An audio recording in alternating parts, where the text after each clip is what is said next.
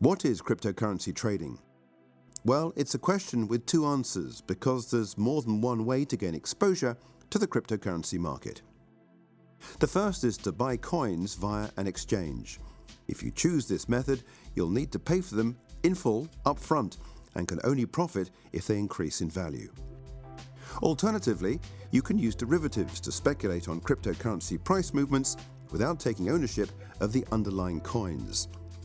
This gives you the flexibility to trade falling markets as well as those that are rising.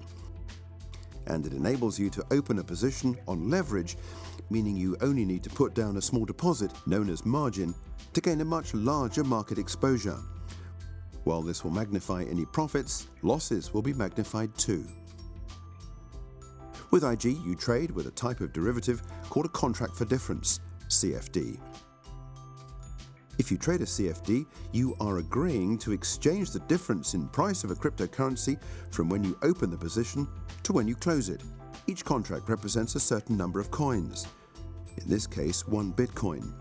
So you control your position size by choosing how many contracts you want to trade.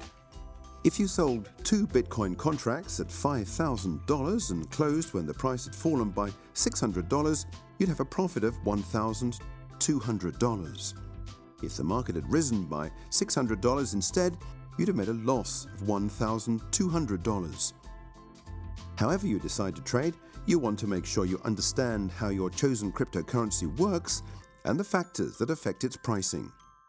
Among other things, it's important to consider the total supply of coins, the size and speed of the underlying network, and how easily the cryptocurrency can be integrated with existing systems.